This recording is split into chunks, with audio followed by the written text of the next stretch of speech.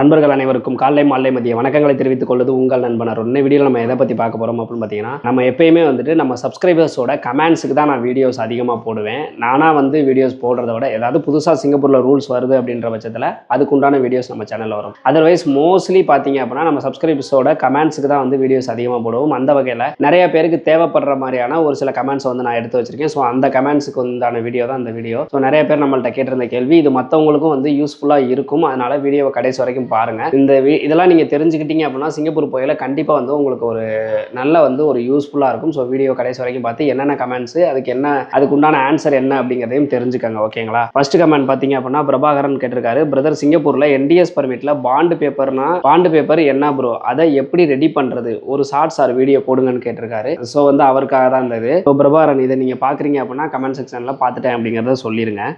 So NTS பர்மிட்டுக்கு கண்டிப்பா bond வேணும், நல்லா தெரிஞ்சுக்கங்க. Work permit, PCM permit, CPR பர்மிட்டுக்கு பாண்டு வேணும். அதுக்கப்புறமேட்டு இ பாஸுக்கு எஸ் பாஸுக்கோ பாண்டு தேவையில்லை. ஆனால் என்டிஎஸ் பர்மிட்டுக்கு கண்டிப்பாக பாண்டு பேப்பர் வேணும். ஸோ பாண்டு பேப்பர் அப்படின்றது என்ன அப்படின்னா கிட்டத்தட்ட ஒரு இன்சூரன்ஸ் மாதிரி தான். நீங்கள் சிங்கப்பூர் போகிறப்ப பாண்டு பேப்பர் இல்லாமல், அதாவது என்டிஎஸ் பர்மிட்லையோ இல்லை ஒர்க் பர்மிட்லையோ இல்லை பிசிஎம் பர்மிட்லையோ சிபிஆர் பர்மிட்லையோ போறீங்க அப்படின்னா பாண்டு பேப்பர் உங்கள்கிட்ட இல்லை அப்படின்னா கண்டிப்பாக உங்களை அலோவ் பண்ண மாட்டாங்க, திருப்பி அனுப்பிடுவாங்க. ஸோ பாண்டு பேப்பர் அப்படின்றது ரொம்ப ரொம்ப இம்பார்ட்டன்ட். பாண்டு பேப்பர்னா என்னன்னு கேட்டீங்கன்னா உங்களுக்கு அந்த இன்சூரன்ஸ், உங்களுக்கு உங்கள் பேரில் இன்சூரன்ஸ் மாதிரி ஒன்று போட்டிருப்பாங்க, அதுக்குண்டான ஒரு பேப்பர் அனுப்புவாங்க. கிட்டத்தட்ட அதுக்கு அமௌண்ட் அவங்க சிங்கப்பூர்ல இருந்து அமௌண்ட் பே பண்ணி தான் அந்த பாண்டு பேப்பர் அப்படின்றத எடுப்பாங்க. இப்போ கிட்டத்தட்ட ஒரு $5,000 கிட்ட அதில் உங்களுக்கு இன்சூரன்ஸ் இருக்கும். ஸோ அந்த பாண்டு பேப்பர் இருந்தால் மட்டும் தான் போக முடியும். அதை நம்ம ரெடி பண்ணக்கூடாது, அதை கம்பெனி தான் அப்ளை பண்ணி உங்களுக்கு ரெடி பண்ணி கொடுப்பாங்க. எப்பயுமே எல்லா கம்பெனியுமே பாண்டு பேப்பர் மட்டும் கொடுக்கறதுக்கு ரொம்ப டிலே பண்ணி தான் கொடுப்பாங்க. நீங்க கிளம்புறதுக்கு ஒரு நாள் முன்னாடியோ இல்லை கிளம்புற அன்னைக்கோ தான் உங்க கையில பாண்டு பேப்பர் கொடுப்பாங்க. ஸோ நீங்க முன்னாடியே உங்க ஏஜென்சி கிட்ட பாண்டு பேப்பருக்கு புஷ் பண்ண ஆரம்பிச்சிருங்க.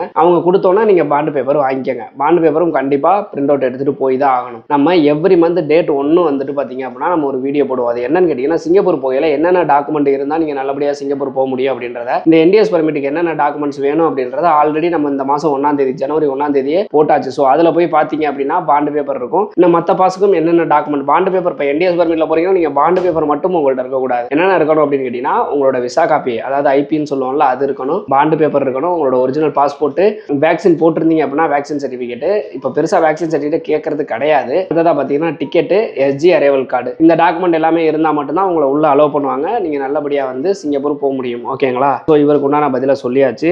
அடுத்த கமெண்ட் பார்த்தீங்க அப்படின்னா தினேஷ்குமார் கேட்டிருக்காரு, இப்போ எவ்வளோ சேலரி போட்டு இருந்தா டீபோர்ட் பண்ணுவாங்க பிரதர், எவ்வளோ சேலரி இப்போ இருக்கணும் சொல்லுங்க பிரதர். இ பாஸ்ல பார்த்தீங்க அப்படின்னா நிறைய பேருக்கு தெரிஞ்சிருக்க வாய்ப்பு இருக்கு. ஆல்ரெடி நம்ம வீடியோ போட்டுட்டோம். நிறைய பேரை திருப்பி அனுப்பிட்டு இருக்காங்க. அதுவும் முன்னாடியெல்லாம் சிங்கப்பூர் ஏர்போர்ட்ல இருந்து திருப்பி அனுப்பிட்டு இருந்தாங்க. இப்போ பார்த்தீங்க அப்படின்னா நம்ம தமிழ்நாட்டிலே ஏர்போர்ட்ல உள்ளர அலோவ் பண்ண மாட்டேங்கிறாங்க. சென்னையில எல்லாம் நிறைய பேரை திருப்பி அனுப்பியிருக்காங்க. ஸோ பார்த்தீங்க அப்படின்னா அது எதனோட அடிப்படையில் அனுப்புறாங்கன்னு பார்த்தீங்கன்னா சேலரி பார்க்குறாங்க. சேலரி பார்த்தீங்க அப்படின்னா ரொம்ப ஹையாக போட்டிருந்துச்சு அப்படின்னா உங்களுக்கு சேலரியை பார்த்துட்டு ரொம்ப ஹையாக இருக்குது அப்படிங்கிற பட்சத்தில் உங்களை திருப்பி அனுப்பிடுறாங்க. நம்ம ஃபாலோவர்ஸ் ஒருத்தர் சென்னை வழியாக போனார். அவர்கிட்ட ஏர் இந்தியா ஸ்டாஃப் என்ன சொல்லியிருக்காங்க அப்படின்னா $5,000 மேலே போட்டிருந்தாலே உங்களை உள்ள அலோவ் பண்ண முடியாது, அலோவ் பண்ணக்கூடாது அப்படின்னு சொல்லி எங்கள் ஏர்லைன்ஸ்ல இருந்து சொல்லியிருக்காங்க. ஸோ அதனால உங்களை அலோவ் பண்ண முடியாது அப்படின்னு சொல்லி அவங்கள சொல்லி திருப்பி அனுப்பிட்டாங்க. ஆனால் அவர் வேற ஃப்ளைட்டில் டிக்கெட் போட்டு நல்லபடியாக போயிட்டாரு.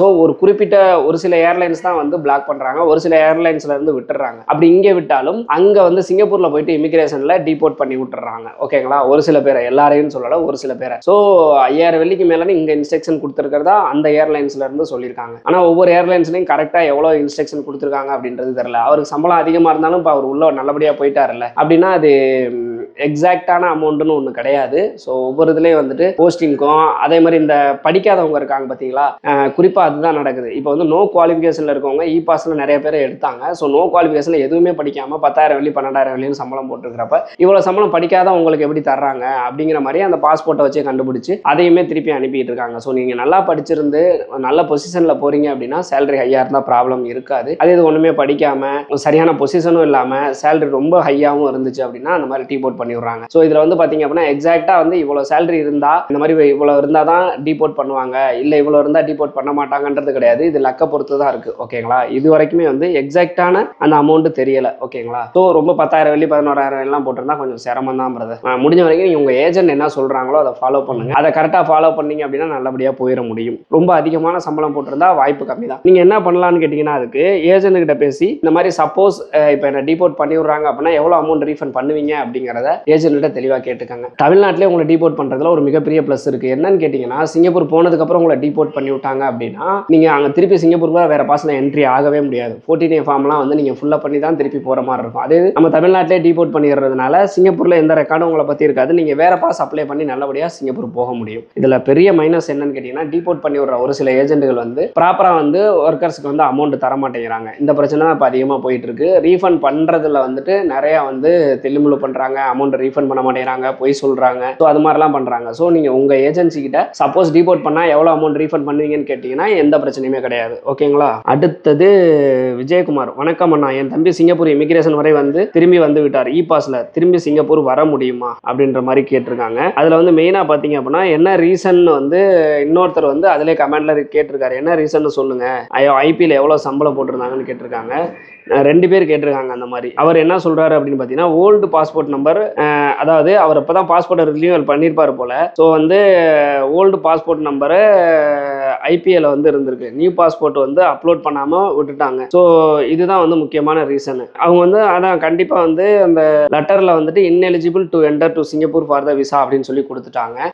டீபோர்ட் பண்ணுறதுல நிறைய ரீசன் இருக்குது. இப்போ ஒரு உதாரணத்துக்கு, இப்போ நீங்கள் சம்பளம் வந்து ஹையாக இருக்குன்னு டீபோர்ட் பண்ணுறாங்கன்னு வச்சுக்கோங்களேன். ஸோ அப்படியே டீபோர்ட் பண்ணாங்க அப்படின்னா, சம்பளம் ஹையாக இருக்குன்னு டீபோர்ட் பண்ணுறாங்க அப்படின்னா அது வந்து ஒரு ரகம். அதே இது இந்த டாக்குமெண்ட் சரியாக இல்லை அப்படின்னு டீபோர்ட் பண்ணுறாங்க அப்படின்னா அது வந்து வேற கேட்டகரியில் வரும். இவருக்கு வந்து பார்த்தீங்க அப்படின்னா பாஸ்போர்ட் நம்பரில் தான் ப்ராப்ளம். ஸோ இதுக்கு வந்து இந்த 14A ஃபார்ம் சப்மிட் பண்ணி அப்பீல் பண்ணார் அப்படின்னா அப்ரூவல் வந்து ரொம்ப ஈஸியாகவே கிடைச்சிடும். அந்த அப்ரூவல் கொடுத்துட்டாங்க அப்படின்னா இவர் டேரெக்டாக வந்து சிங்கப்பூருக்குள்ளே போயிடலாம். ஆனால் சம்பளம் ஹையாக போட்டு பொய் சொல்லி போனால் அதுக்கு வந்து உங்களுக்கு திருப்பி 14A ஃபார்ம் சப்மிட் பண்ணாலும் எனக்கு தெரிஞ்சு சம்பளம் ஹையாக போட்டு அந்த ரீசன்னால டீபோர்ட் பண்ணவங்க யாரும் திருப்பி சிங்கப்பூருக்குள்ளே இது வரைக்கும் எனக்கு தெரிஞ்சு போல. உங்களுக்கு தெரிஞ்சு யாராவது இந்த மாதிரி டீபோர்ட் பண்ணவங்க போயிருக்காங்களா அப்படிங்கிறத கமெண்ட் செக்ஷனில் சொல்லுங்க.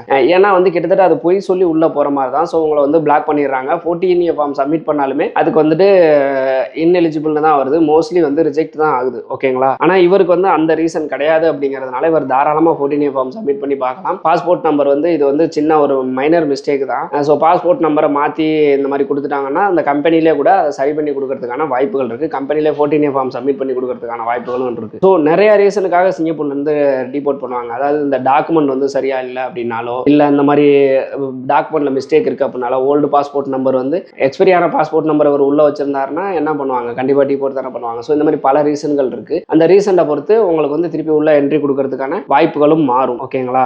ஸோ கிட்டத்தட்ட வந்து இப்போ ஒரு 3 பேரோட கமெண்ட், இது நிறைய பேருக்கு வந்து யூஸ்ஃபுல்லாக இருக்கும். ஸோ இந்த கமெண்ட் எல்லாத்தையுமே பார்த்தாச்சு. இது மாதிரி உங்களுக்கு வேற ஏதாவது டவுட் இருக்குது அப்படின்னாலோ, இல்லை இதை பற்றி வீடியோ போடுங்க அப்படிங்கிற மாதிரி ஏதாவது உங்களுக்கு வந்து ஆப்ஷன் இருக்குது அப்படின்னாலோ தாராளமாக கமெண்ட் செக்ஷனில் சொல்லுங்க. உங்களுக்கு இப்போ வந்து பார்த்தீங்க அப்படின்னா நம்ம டீபோர்ட் பண்ணுறதை பற்றி பேசணும், இ பாஸில் வந்து சேலரியை பற்றி பேசணும், இது மாதிரிலாம் பேசணும்ல. இந்த மாதிரி எந்த பிரச்சனையும் இல்லாமல் நல்லபடியாக நீங்கள் சிங்கப்பூருக்குள்ள என்ட்ரி ஆகணும் அப்படின்னா கரெக்டான ஏஜென்ட் மூலமாக போகிறது ரொம்ப ரொம்ப நல்லது. கரெக்டான ஏஜென்ட்டை எப்படி கண்டுபிடிக்கிறது அப்படின்னு கேட்டிங்கன்னா, லைசன்ஸ்டு ஏஜென்சிலாம் மோஸ்ட்லி கரெக்டாக தான் இருப்பாங்க. ஸோ RA லைசன்ஸ் ஹோல்டர்ஸ் ஏஜென்சியோட நம்ம வந்து டைப் பண்ணி நிறைய ஜாப் வேகன்சியை அவங்களுக்காக நம்ம வந்து ப்ரொமோஷன் பண்ணி கொடுத்துக்கிட்டு இருக்கோம். ஸோ அந்த ஜாப் வேகன்சி எல்லாமே நம்ம டெலிகிராம் ஐடியில் வந்து நம்ம போட்டுட்டு தான் இருக்கோம். நம்ம டெலிகிராம் ஐடியோட QR கூட இங்கே ஷோ பண்ணுறேன். இதில் ஜாயின் பண்ணிக்கிட்டீங்க அப்படின்னா அந்த ஜாப் வேகன்சி எல்லாமே வரும். சப்போஸ் உங்களுக்கு ஏதாவது ப்ராப்ளம் ஆகுது அப்படின்னாலும் உங்களுக்கு அமௌண்ட் ரீஃபண்டையுமே வந்து இவங்க ப்ராப்பராக பண்ணி கொடுத்துருவாங்க. அதுதான் ரொம்ப ரொம்ப இம்பார்ட்டன்ட். ஸோ இந்த மாதிரி அமௌண்ட் ரீஃபண்ட் எல்லாம் ப்ராப்பராக பண்ணுற ஏஜென்சி மூலமாக போகிறது தான் உங்களுக்கு பெஸ்ட்டு. ஸோ அந்த ஏஜென்சிக்கு மட்டும்தான் நம்ம ரெஃபர் பண்ணுவோம். ஸோ நம்ம சேனலை ஃபாலோ பண்ணீங்க அப்படின்னா எந்த பிரச்சனையும் இல்லாமல் நல்லபடியாக சிங்கப்பூர் போக முடியும். இந்த மாதிரியான யூஸ்ஃபுல்லான இன்ஃபர்மேஷன்லாம் தெரிஞ்சுக்கிறதுக்கு மறக்காம நம்ம சேனலை சப்ஸ்கிரைப் பண்ணி வச்சுக்கோங்க. பாய்.